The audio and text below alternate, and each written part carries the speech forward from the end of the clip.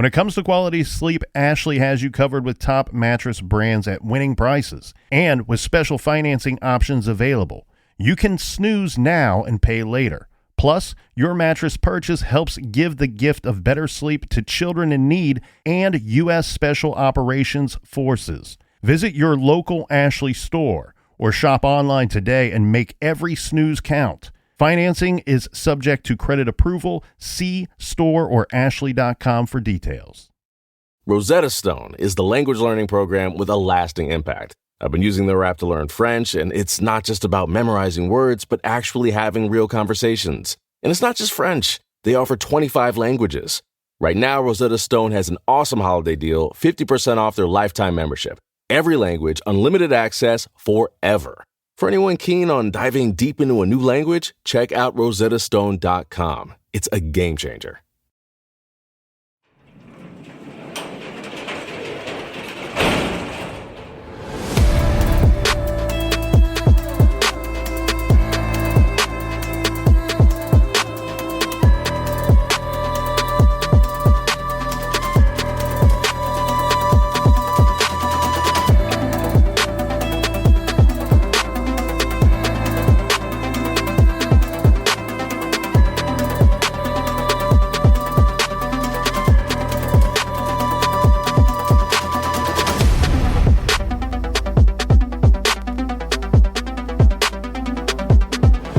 Welcome to True Crime Garage. Wherever you are, whatever you're doing, thanks for listening. I'm your host, Nick, and with me, as always, is a man that knows that fortune tellers make a killing nowadays. Here is the captain. Call me Old Swami. It's good to be seen. It's good to see you. Thanks for listening. Thanks for telling a friend.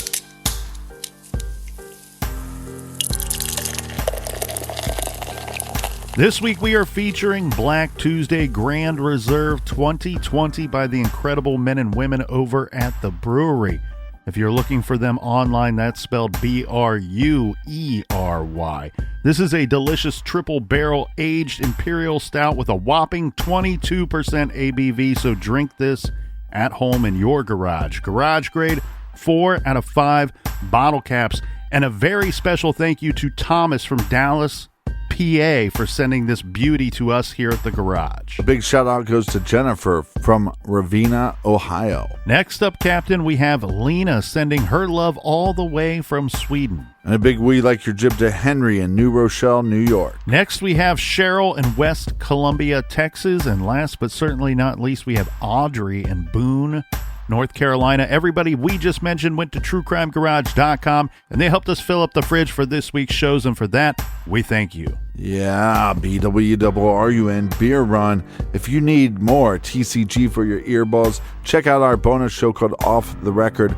It's on Stitcher Premium. You can find a link at our website at truecrimegarage.com, and that is enough of the business. All right, everybody, gather around, grab a chair, grab a beer. Let's talk some true crime.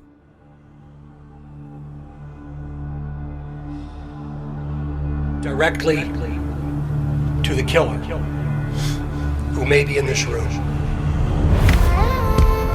Only a coward would do such a thing.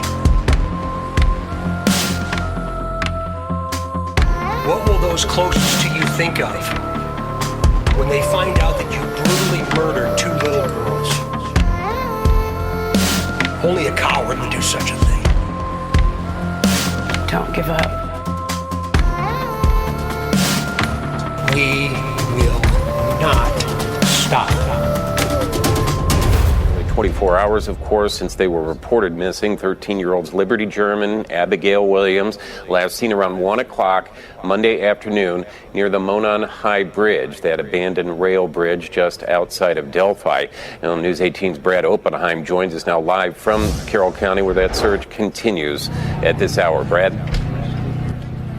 Jeff, like you said, Liberty German and Abigail Williams were last seen yesterday afternoon when they were dropped off near that bridge. Now, they had made arrangements to be picked up by family members later that afternoon, but they never showed up.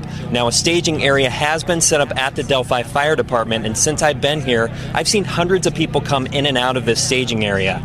We are told that volunteers will be sent out in groups where they will comb the area in efforts to find these 2 girls. I was able to actually catch up with Abigail Williams' mother, Anna Williams, and she says she is amazed by the outpouring of support from the community. I also spoke with the Carroll County Sheriff, Tobe Lesenby, and he says they are working with officials on getting an Amber Alert issued.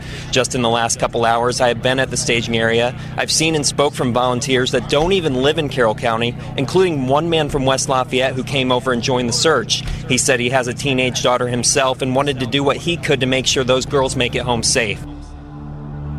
Directly to the killer, who may be in this room. Only a coward would do such a thing. What will those closest to you think of when they find out that you brutally murdered two little girls? Only a coward would do such a thing. Don't give up. We will not stop.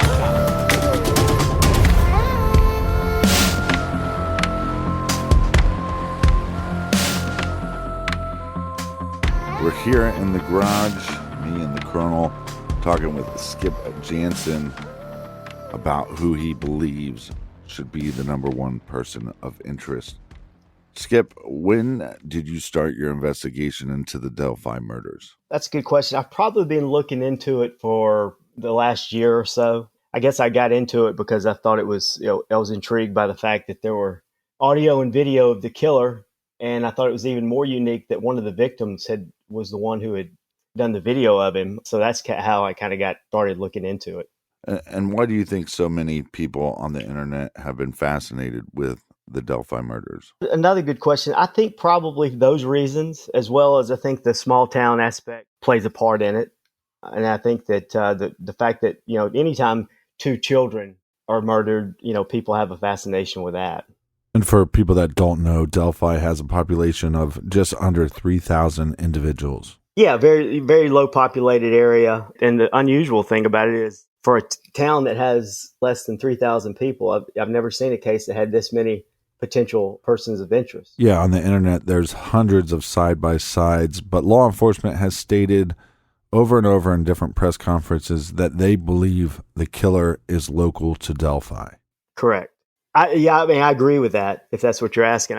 I think the area that the crime was committed in is such a remote area that the odds of this being someone who was from out of town or a random type murder, I think the odds are probably a little too long for that. Yeah, I want to echo that, but I do want to point out that they have what their exact words are is that we believe that the person is local, someone either from Delphi, living in Delphi, or someone that works there.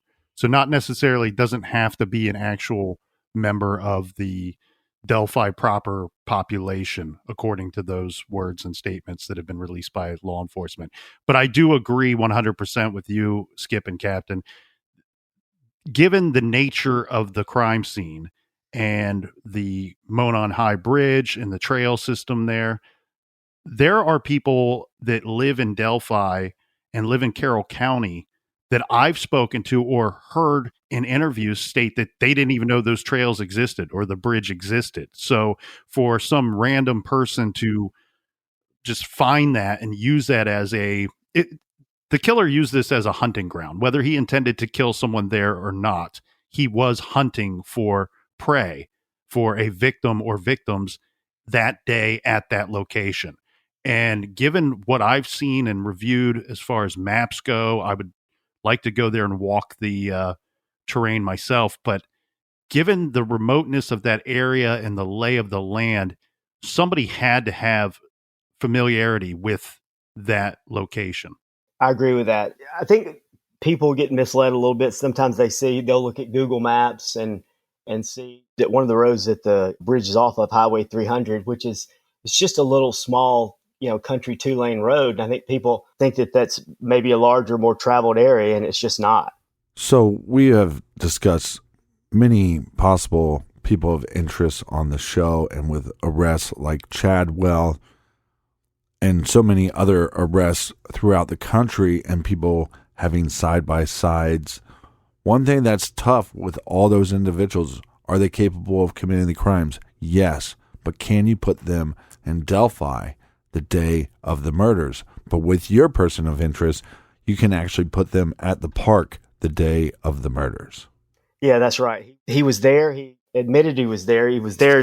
He said he was with a female. He actually was the one of the witnesses for the original sketch that was released. Some people refer to as Old Bridge Guy. To answer that question, yes, he's the first one that I know of it that was admittedly there. So your person of interest admits that he was there and also admits that he has talked to law enforcement and he came forward and he is the reason for the first sketch that has been released. Do you know if your person of interest was a part of any of the searches that day? I don't know that he was part of any search. I just know that he was there around the time of the murders, and he was in pretty close proximity to the area that where the girls were found. So the girls went missing on February 13th, but their bodies weren't found till February 14th. Yeah, that's correct, around noon on the 14th. So just to add a little clarity here in regards to the time frame that we're talking about February 13th, 2017. Now, Libby and Abby were dropped off approximately 1:45 in the afternoon. This is according to Kelsey, who dropped them off at the trailhead. And the Snapchat picture of Abby was posted at 2:07 p.m. on that day. And it's believed, based off of the evidence that we have, that being the still picture, which comes from the video, which was then released at a later date. The still picture of Bridge Guy, yeah. Correct. It due to the positioning of the sun, what we can see in that video, we can tell that the abduction took place between 2:20 p.m. and 2:40 p.m. that afternoon. So relatively quickly, things are moving very fast. The girls are dropped off, and less than an hour later, they are abducted. Less than a half an hour later, that picture is posted on Snapchat of Abby. It's kind of mind-boggling how we have this perpetrator lurking, waiting in the shadows, if you will, looking for potential prey, and it just so happens to line up with about the time that they're dropped off.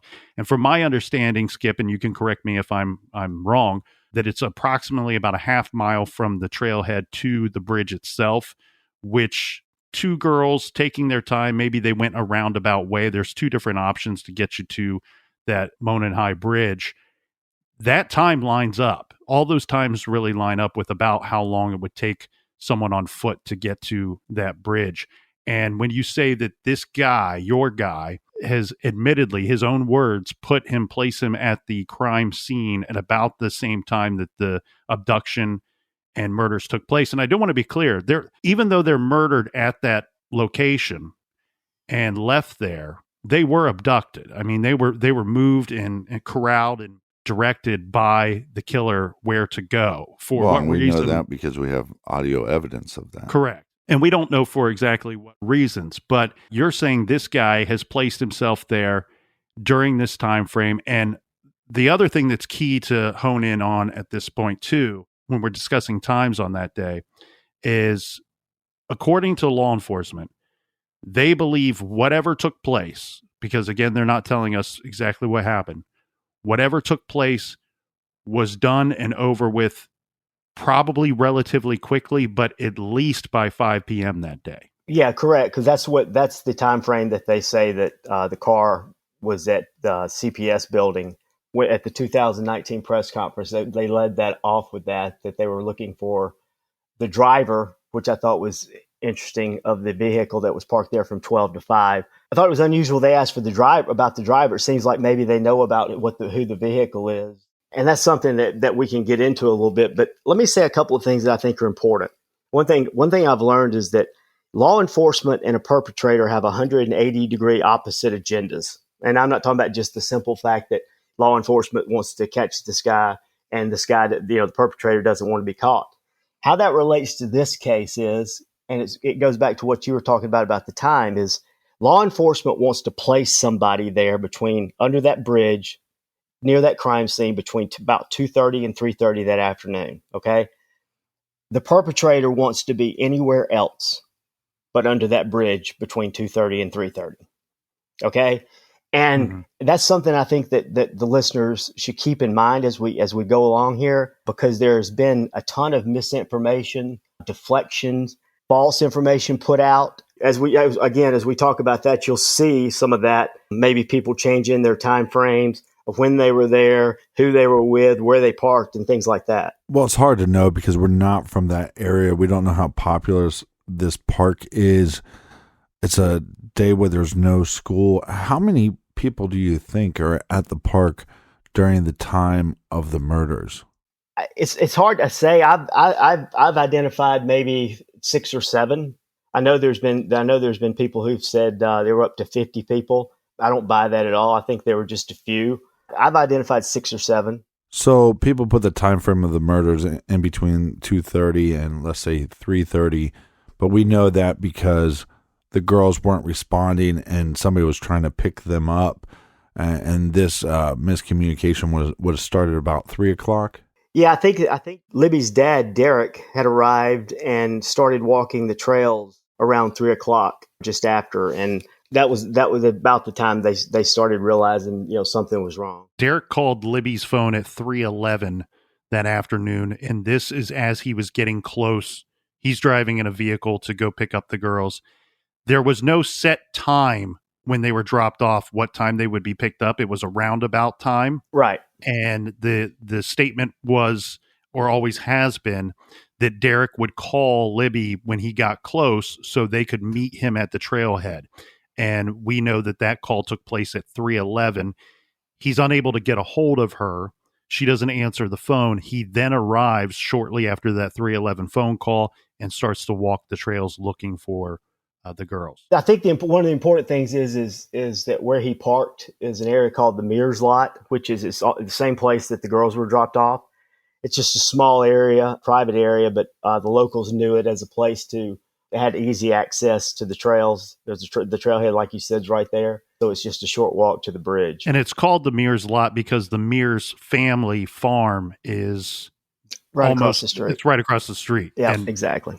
They may have owned portions of that additional land at one time. Right. And it's an area that you can just get a few cars in at one time, 3 or 4, 5 maybe max. So it's just a small area, but the locals knew about it. Well, and the importance of this being a small location, and like you said, it could only fit maybe 5 cars, is that your person of interest claims that around 3 o'clock, his car would have been parked in that lot. That's what time he said he arrived. Yeah. And he said he started walking slowly down the trail with a female. But we haven't had any other eyewitness come forward and say that they saw your person of interest walking with this female. We haven't had anybody come forward and say that they saw them. That's correct. Well, that's correct. Not anybody that that has said anything publicly. I do believe that he was seen later on, but no, nobody has publicly said they saw him. Nobody's corroborated that. And what's also odd about this one claim that your person of interest made is the time frame. He would have run into possibly Derek or possibly Flannel Shirt Guy at the trailhead around this time period. Yeah, like I said, when Derek got there, he started walking on the trails. He ran into an older gentleman who's referred to as Flannel Shirt Guy, and asked him if he had seen the 2 girls, and he said no, but there's a couple arguing under the bridge. So Derek took the other path, I guess, assuming that was not who he was looking for. So maybe the girls were on the other path. One thing I've always wondered about here, Skip, is there's actually 2 bridges, right? There's one that goes over the Indiana Hoosier Highway. Yep. What's that? The Freedom Bridge? Freedom Bridge, yes. Part of me wonders when he gets told by FSG, Flannel Shirt Guy, do you have his name in front of you? I think he's been identified. I think we can just say his name. Yeah, his last name is McCain. And McCain, he was in charge of the trails. He was in the trails system there. Correct. So he's involved with the Parks and Rec or something of that nature. But so he speaks with McCain, and McCain says, I saw a couple arguing under the bridge. I think you actually said I heard a couple arguing under the bridge. And I'm with you. It could mean one of 2 things. Either he goes, okay, well, that's not the people I'm looking for, so I'll go this opposite way. Mm-hmm. Maybe he just assumed the Freedom Bridge rather than the Monon High Bridge. It's possible that McCain was coming from that from that direction. So I think the assumption is that he had just been at the Monon High Bridge. Like I said, he asked, about two young girls.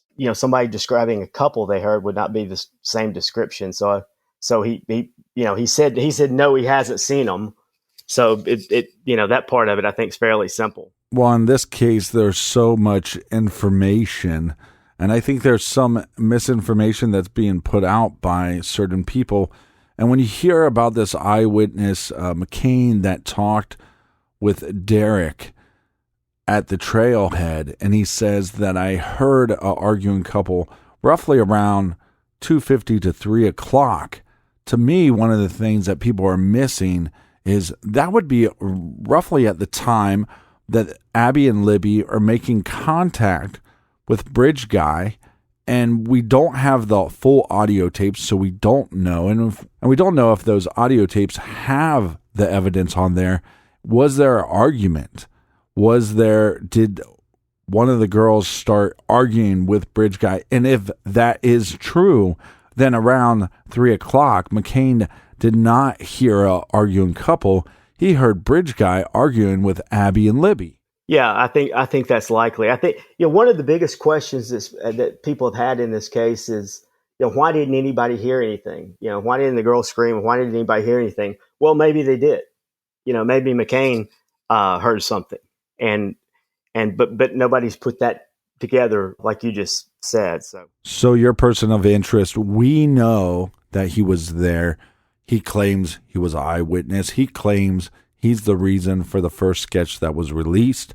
He also claims that he enters the same parking lot that Derek parked in roughly about 3 o'clock.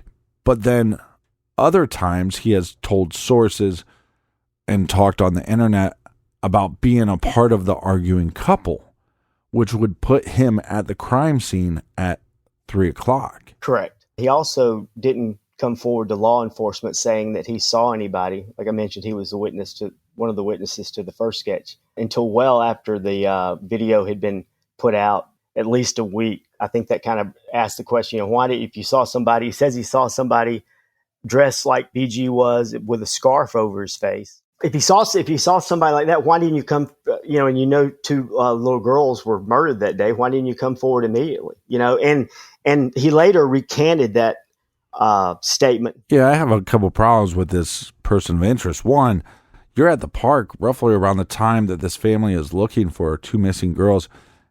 There's no witness that says he stayed to help. So what kind of person are you? What kind of canoe are you? I think our listeners know what I'm getting at.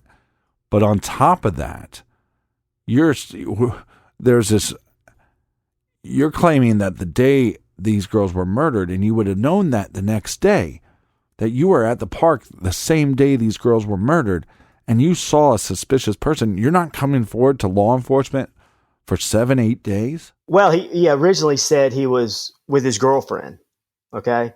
He later changed that to a girl and he never mentioned her name, just told, apparently one of the stories that was out there was that he was part of a cheating couple. So that was the reason for maybe why it was so ambiguous about who he was with, was because he was saying that he was trying to keep it on the down low that he was with another girl. Well, and that's really interesting because this person of interest, he's coming forward and saying, look, I'm the eyewitness. I saw Bridge Guy. I am the reason for the first sketch that is released. We now know that law enforcement is saying, hey, that sketch is secondary. Essentially saying, well, we don't buy this eyewitness's account. At one point saying, well, I was at the parking lot roughly the same time Derek was there, but he didn't see me. And at some point I was there with my girlfriend. Now we know that's not to be true. So then he has to then go on and then tell people, okay, look, I wasn't there with my girlfriend. I was cheating on my girlfriend.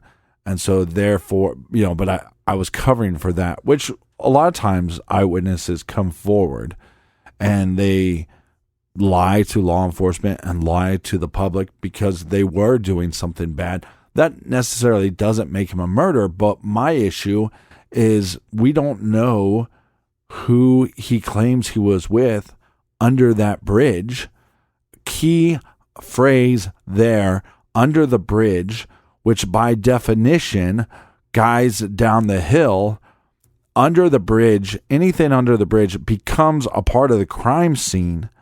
They found articles of clothing around that area under the bridge in the water. So we have this individual lying and constantly changing his story. But what does he do? He puts himself at that crime scene, and I don't believe anybody saw arguing couple.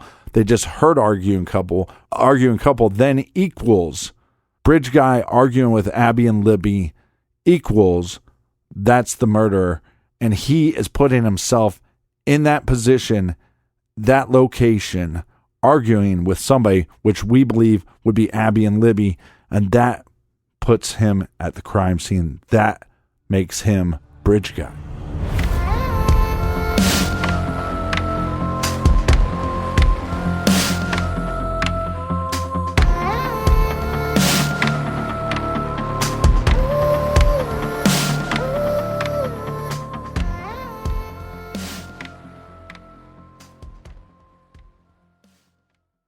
This show is sponsored by BetterHelp. Do you look forward to the holidays? Maybe you struggle with seasonal blues. This time of year can be a lot, and it's natural to feel some sadness or even anxiety about it. But adding something new and positive to your life can counteract some of those feelings. Therapy can be a bright spot, something to look forward to make you feel grounded, and to give you the tools to manage everything going on. If you're thinking of starting therapy, give BetterHelp a try. It's entirely online, designed to be convenient, flexible, and suited to your schedule. Just fill out a brief questionnaire to get matched with a licensed therapist and switch therapists at any time for no additional charge. Find your bright spot this season with BetterHelp. Visit BetterHelp.com/garage today to get 10% off your first month. That's BetterHelp, HELP.com/garage. Dreaming of overseas adventures or connecting more deeply with family from afar? Rosetta Stone bridges the language gap. I've tried others, but Rosetta Stone's immersive lessons and voice feedback technology are game changers. Dive into 25 languages by learning intuitively, just like when you were a kid. And here's the holiday sparkle. Grab a lifetime membership now and save 50%. Gift yourself the world. Head to rosettastone.com now and save 50%. You can start your day off right when you find a professional on Angie to get your plumbing right first. Connect with skilled professionals to get all your home projects done well. Visit Angie.com. You can do this when you Angie that.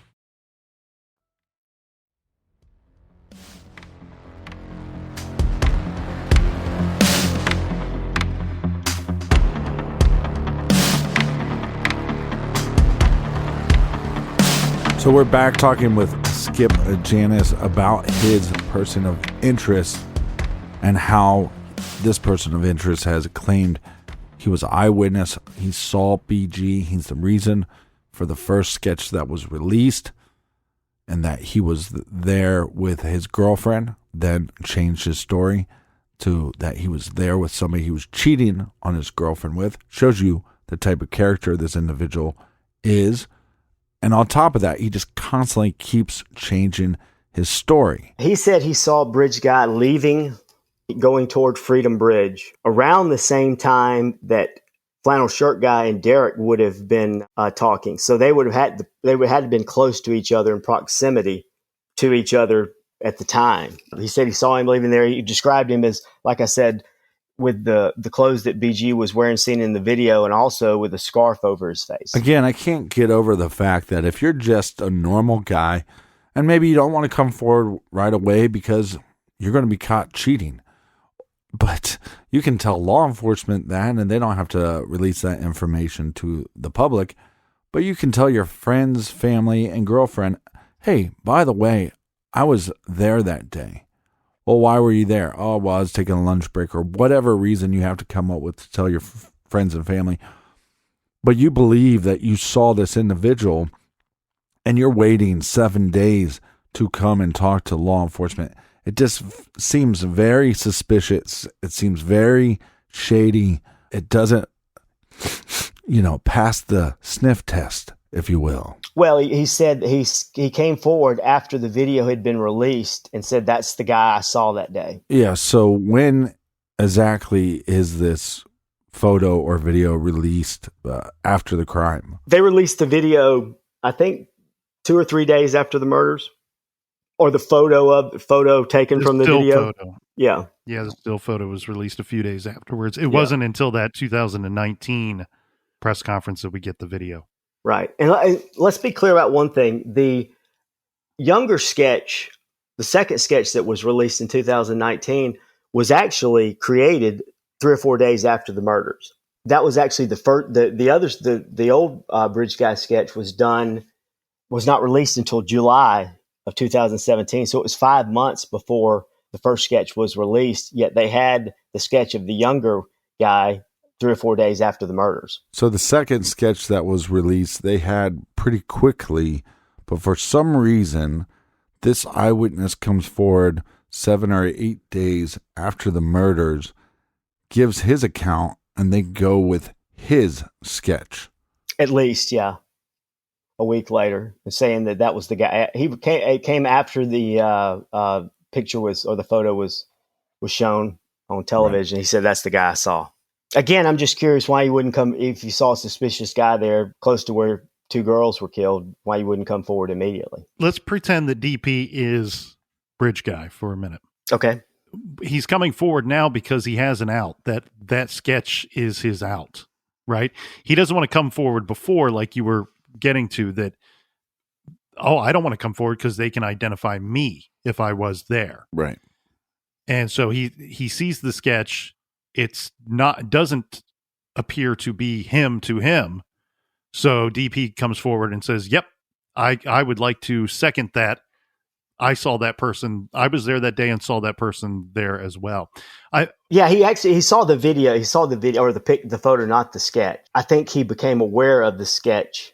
I've spoken with a friend of mine locally whose family has a brother who's in law enforcement that I think is an incredible source. And he told me that a lot of local people knew about this. There was a second sketch. They didn't know what it looked like, obviously, early on, but they knew very early on that there was a second sketch. I think how the timing works is he came after the second sketch had been created, hadn't been released yet, but the second sketch had been created, and that's when he came forward. The second sketch that was actually released is actually the first sketch that they created. Correct. But how is law enforcement getting that information for the second sketch that was released? From a witness that saw something that needed to be reported that day. And Skip, correct me if I'm wrong. It's been my understanding that the second sketch released is based off of eyewitness statements, description. Right. And the first sketch that was released was based off of the still photo, then later video evidence. And it was a lot of people believe that the law enforcement's take on it is that it was created by multiple witnesses. Okay. So both of the sketches, or law enforcement says both of the sketches were created based on witness testimony. I agree with you, though. I think that the first sketch had the photo and video had some influence on it. And your person of interest, which we are calling DP, I don't know if you guys picked up on the fact that Nick called the person of interest DP. We're calling him DP for legal reasons, obviously, and for safety reasons for himself. But he came forward and was telling people online he was responsible for the first sketch that was released. That's correct.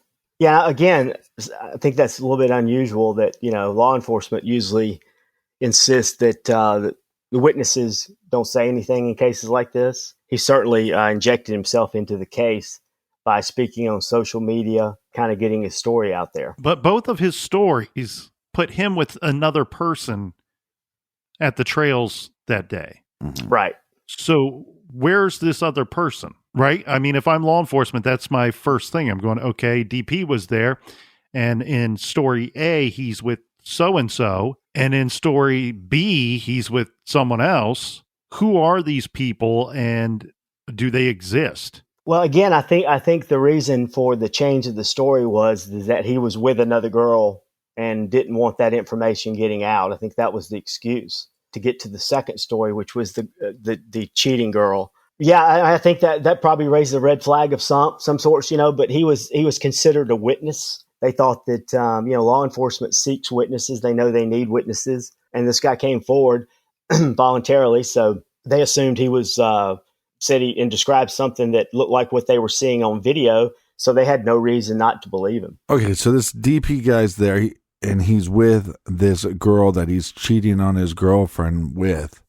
I mean, that's pretty scumbag anyways, but we don't have this other girl that he was cheating on his girlfriend with coming forward and saying, hey, I was there with DP. And the other thing about it too is he's saying he was arguing with this girl that he was with under the bridge, again, putting himself and putting whoever this girl he was with, if there was even a girl there with him, under the bridge. Again, under the bridge. You have to understand that under the bridge or on the other side of the bridge is all a part of the crime scene. So he would be saying, not only was I cheating with this girl, but she was over at the crime scene with me about the same time that the killer would have been making contact with Abby and Libby, but yet they didn't see anything. Again, he wasn't seen by anybody except one person, a girl named Cheyenne Ingalls, and she's the only one there that has corroborated seeing him. Do we know where Cheyenne says she saw? She never said exactly where she saw him. She said that her story, and I'll be kind of frank here, I haven't found anything that she said to be truthful. She originally said she got there at 3:50, changed her story to she got there at 2:50. She showed a picture of from the day. Says that she said she went there to take pictures. She shows a picture and it's taken around 3:00 of the bridge. She never said, she saw what time she saw him, just that she saw a heterosexual couple and also ran into a friend of hers who she said she didn't know was going to be there. Well, the biggest point about DP being a person of interest is that he was at the park that day. Claims to be in the vicinity of the bridge and has changed his story multiple times. Now you have Cheyenne that is eyewitness to DP being there, but she's constantly changing her story as well. It's very, very suspicious. I think there are four people involved involved in that equation. I think DP, Cheyenne, Cheryl, and a girl named Shelby. And I think that one of them has something to do with a car that was parked at the CPS building that law enforcement inquired about. So who is this Shelby? She's a friend of they're all friends. I know she went to law enforcement to tell them to kind of straighten out the vehicle situation. I think there was a lot of confusion about where everybody parked, what time everybody got there, whose cars were there. I think she went and told them that, her car was there, and here's how it got there. I think, again, nobody saw her. Nobody saw DP. I don't have any reason to believe she was there because, there's nobody corroborating the story that she was there. I'm not sure she ever said she was there. Yeah, she and Cheyenne are friends because they were married to, one was married to two brothers. One was married and one was had a child with the other brother. So they were friends that way. But does Cheyenne ever say when she saw Cheryl? She says that Cheryl got there. Cheyenne says she got there about 2:50. She said that Cheryl got there about 2:30. She didn't say exactly what point she ran into him. Or ran into her, I'm sorry. So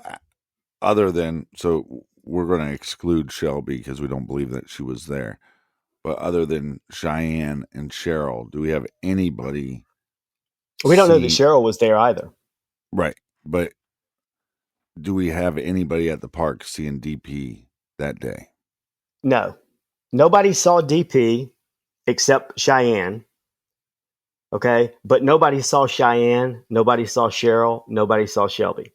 They all were there at the park in the same time frame that several other people were there, including FSG, but nobody saw any of them. I think the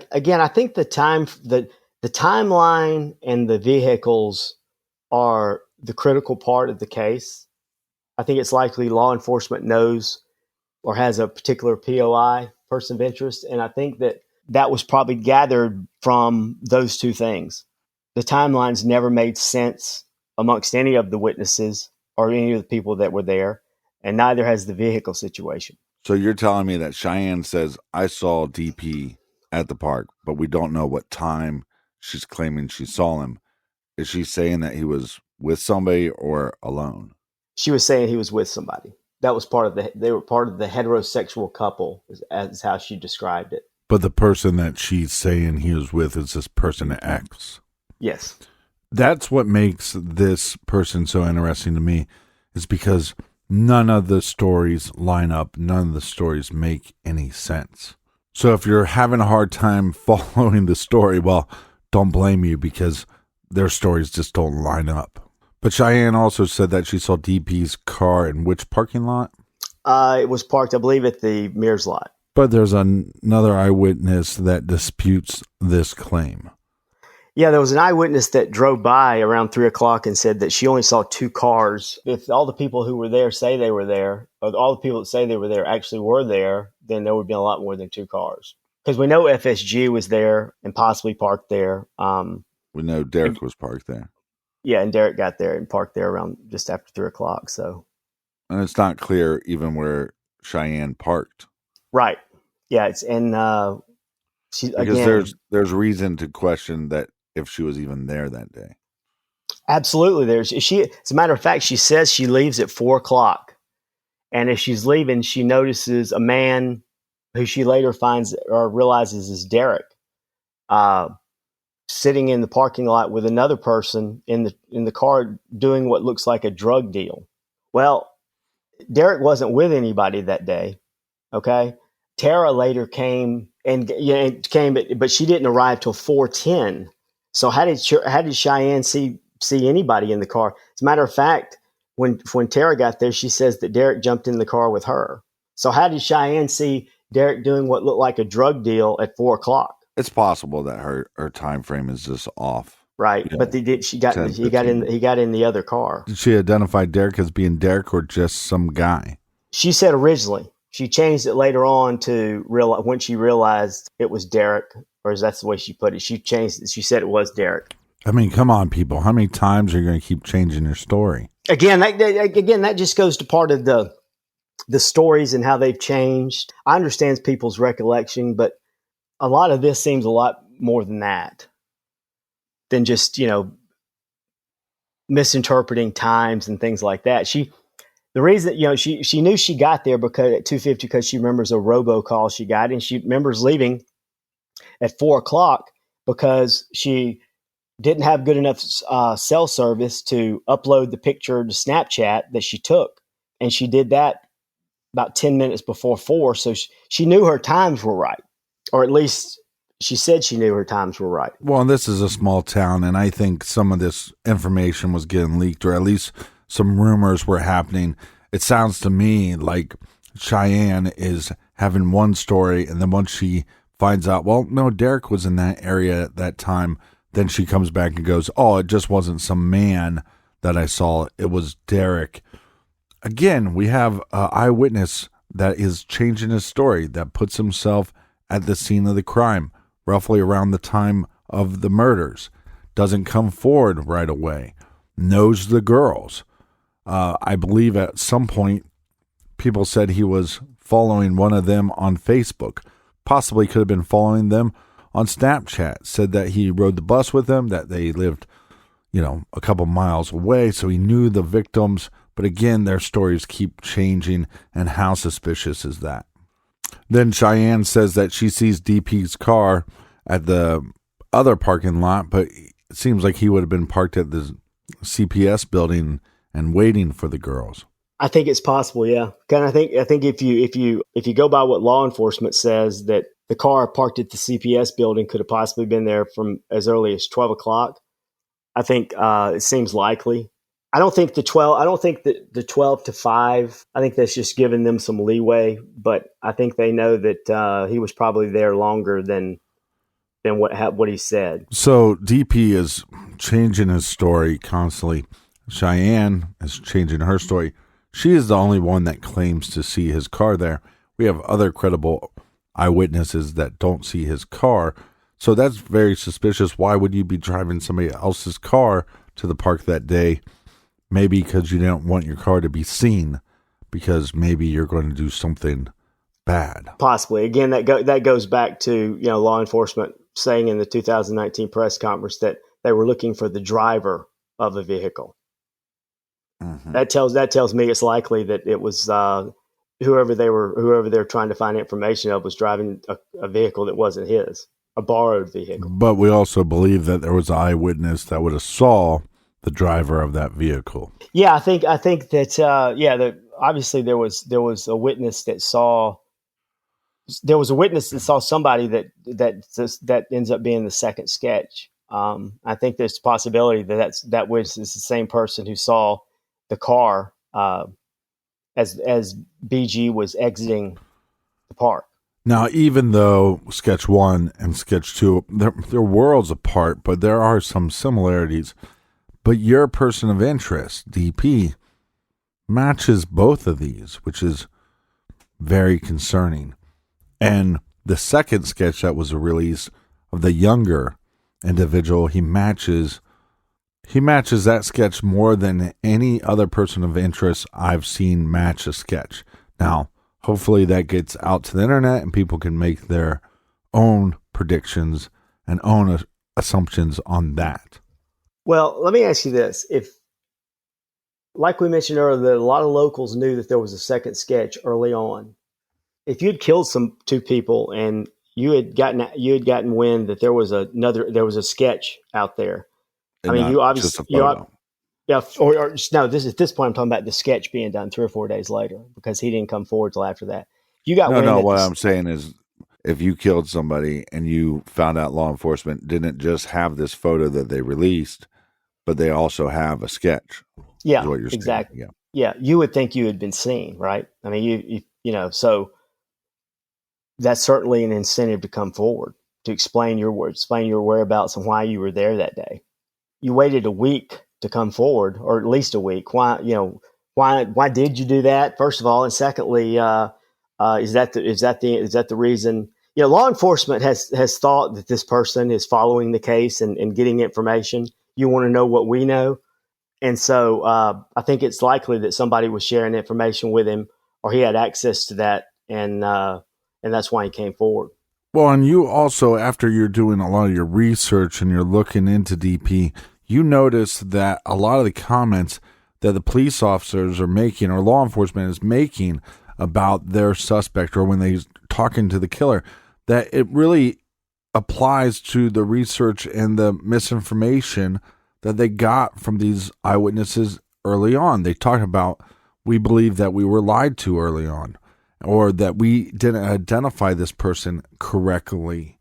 And so to have the confidence that he had to go into law enforcement and say, hey, look, I was there. I was an eyewitness. I saw BG.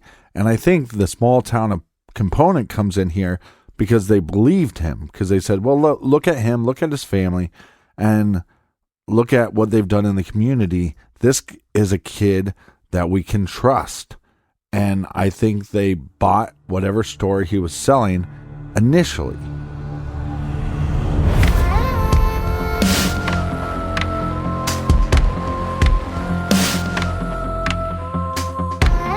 We want to hear from you. Check out the blog at truecrimegarage.com. So much more to get to in the next episode. Please join us. And until then, be good, be kind, and don't litter.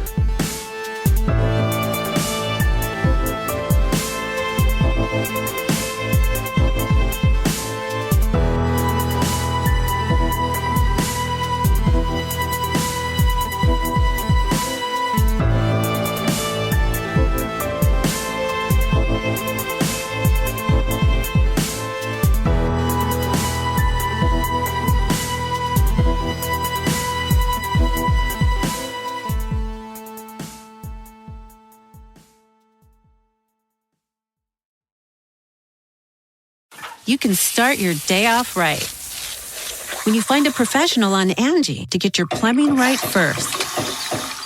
Connect with skilled professionals to get all your home projects done well. Visit Angie.com. You can do this when you Angie that.